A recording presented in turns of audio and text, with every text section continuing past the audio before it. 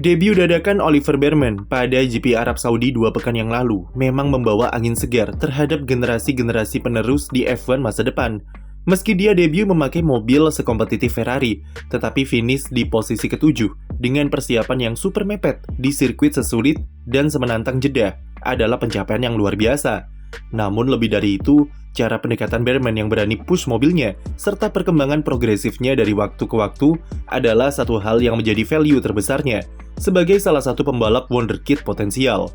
Bahkan setelah balapan Arab Saudi selesai, Bearman yang masih merasa banyak kekurangan menonton ulang balapannya sampai 5 kali supaya tahu di area mana saja yang ia bisa improve. Beberapa hari setelahnya, pembalap Inggris ini juga langsung kembali mendapat kesempatan untuk mengemudikan mobil Ferrari 2022 atau F175 di sirkuit Fiorano sebagai program tes privat sekaligus evaluasi. Hal itu tidak mengherankan karena pekan ini ia bisa saja dipanggil lagi untuk membalap di GP Australia mengingat kondisi Carlos Sainz yang masih ada di fase pemulihan pasca operasi usus buntu. Namun jika melihat Alex Albon yang bisa cuma absen 1 balapan saja dan Sainz yang sudah bisa jalan-jalan di paddock 24 jam setelah operasi, maka kemungkinan besar pembalap Spanyol tersebut bisa comeback ke kokpit di Australia pekan ini. Sekarang pertanyaan selanjutnya bagi Bearman setelah debut impresifnya di Saudi adalah bagaimana masa depannya di F1. Sebenarnya setelah performanya tersebut, Bearman seakan-akan sudah tinggal menunggu waktu saja untuk bisa segera debut di F1. Dia digadang-gadang sebagai calon pembalap khas musim depan untuk menggantikan salah satu di antara Kevin Magnussen atau Nico Hülkenberg. Haas juga bukan tim yang asing bagi Bearman, mengingat tahun lalu dia menjalani debutnya di sesi FP1 bersama mereka. Tahun ini, Bearman juga akan lakoni 6 kali sesi latihan bebas sebagai persiapannya untuk bisa turun sebagai pembalap reguler musim depan. Ayao Komatsu sudah menyimpan kekaguman tersendiri terhadap talenta spesial seperti Bearman sejak pertama kali melihatnya saat turun di GP Meksiko. Caranya bekerja di balik kemudi yang tenang, berprogres, dan tanpa kesalahan adalah tanda positif jika dia adalah pembalap yang spesial. Namun meskipun sudah dibukakan jalan, Komatsu mengaku tak bisa menjaminkan kursi begitu saja kepada Bearman. Komatsu memberikan indikasi kalau dia masih ingin melihat situasi dengan duet Hülkenberg dan Magnussen, apalagi setelah kombinasi kerjasama mereka berdua di GP Arab Saudi. Komatsu tidak ingin terburu-buru melihat talenta Bearman berdasarkan 1 balapan saja, dan ingin mengevaluasinya lebih jauh, terutama dengan adanya kesempatan untuk turun pada 6 kali sesi FP1 tahun ini. Tim prinsipal Ferrari, Frederick Vasseur, juga sepakat meski GP Arab Saudi akan berperan sangat signifikan terhadap karirnya, namun masih terlalu awal untuk menilai kondisi Bearman, apakah dia layak mendapat jaminan di F1 atau tidak. Masih banyak yang harus dibuktikan oleh Bearman mengenai talenta spesialnya. Karir junior Bearman cukup cemerlang saat masih menimba ilmu di balapan karting dengan beberapa gelar, baik di kejuaraan nasional ataupun regional Eropa.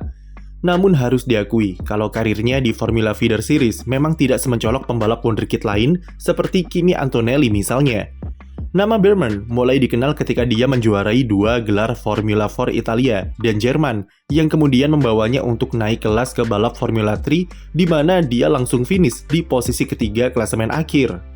Musim debutnya di F2 juga cukup oke dengan kantongi 4 kali kemenangan dan 2 kali pole position.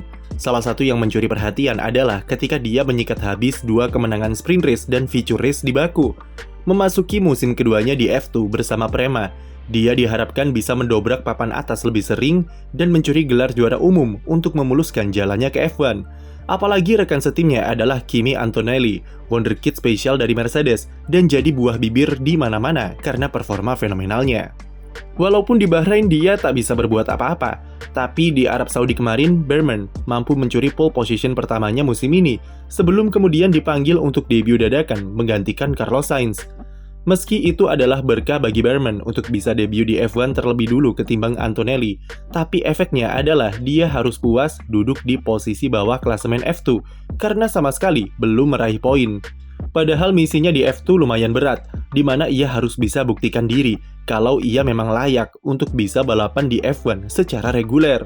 Konsistensi masih jadi PR terbesar Bearman di kompetisi seketat F2.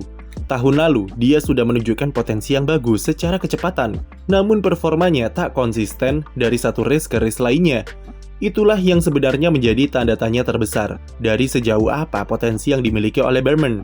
Parameter yang paling jelas untuk mengukur seberapa menjanjikan talenta dari pembalap muda adalah konsistensinya di ajang-ajang junior seperti ini, di mana pembalap tak butuh waktu lama untuk beradaptasi dan bisa menjaga level performanya sepanjang musim. Inilah kenapa, meski debutnya cukup bagus bersama Ferrari, kami masih belum 100% yakin kalau talenta Behrman sespesial itu. Ia tidak menunjukkan sensasi yang fenomenal seperti Charles Leclerc, George Russell, dan Oscar Piastri yang bisa menjuarai ajang F2 di musim debutnya. Behrman butuh lebih dari 1 musim untuk menuntaskan karirnya di F2 meski memiliki dukungan penuh dari statusnya sebagai pembalap Akademi Ferrari. Mungkin Behrman sudah cukup pantas untuk balapan reguler di F1, namun kalau berbicara jika ia bisa membalap di Ferrari lagi atau jadi juara dunia di masa depan, itu masih perlu pembuktian lebih jauh lagi. Kami tidak mau Behrman berakhir seperti Stoffel Vandoorne ataupun Nick De Vries yang karir F1-nya gagal meskipun terlebih dulu lakoni debut yang manis sebagai pembalap pengganti. Vandoorne sebelum jalani musim regulernya di McLaren sudah jalani debut terlebih dulu untuk menggantikan Fernando Alonso pada GP Bahrain 2016 dan langsung raih 1 poin di mobil yang cukup mediocre. Namun sayangnya, itu tak bisa ia replikasi saat jadi pembalap reguler karena mental Vandoorne dihancurkan oleh performa fenomenal dari Fernando Alonso, terutama di musim 2018, di mana pembalap Belgia tersebut kalah di semua sesi kualifikasi dari Alonso dengan skor 21-0. Tetapi setelah keluar dari F1, karir Vandoorne cukup oke dan dia lumayan bersinar di balap ketahanan serta jadi juara dunia di ajang Formula E. Sama juga seperti Nick De Vries, di mana karirnya cukup cemerlang di luar F1, tetapi hancur ketika membalap bersama AlphaTauri musim lalu. Jalan karirnya juga persis, di mana dia sebelumnya debut dadakan untuk gantikan Albon di GP Italia yang terkena usus buntu, dan langsung persembahkan poin bagi Williams.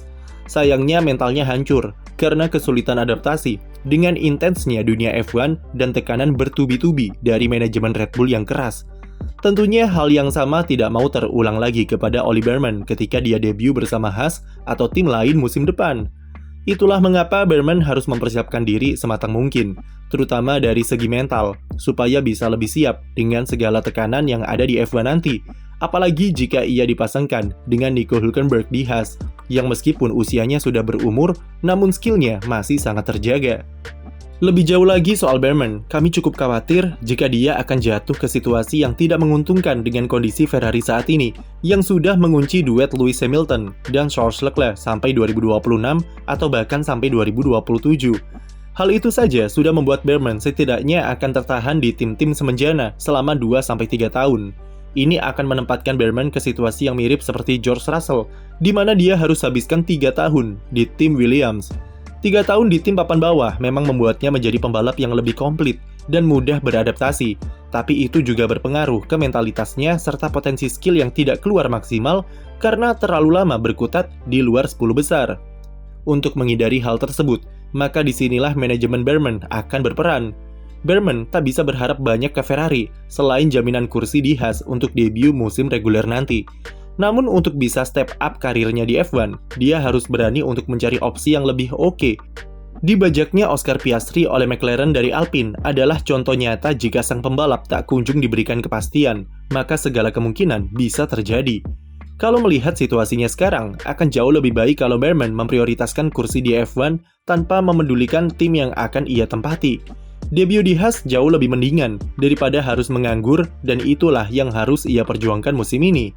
Barulah jika ia mampu membuktikan potensi talentanya di Haas, pihak Behrman sudah bisa mempertimbangkan langkah berikutnya atau tawaran-tawaran dari tim lain, seperti Helmut Marko yang mengaku tertarik dengan pembalap 18 tahun tersebut. Tapi untuk sekarang, membuktikan diri harus jadi target utama Behrman, yaitu dengan mengalahkan Antonelli di F2 dan minimal bisa kunci 3 besar atau bahkan juara adalah harga mati untuk memuluskan langkahnya di F1. Sekian video dari kami, jangan lupa beri like dan subscribe untuk konten F1 lainnya.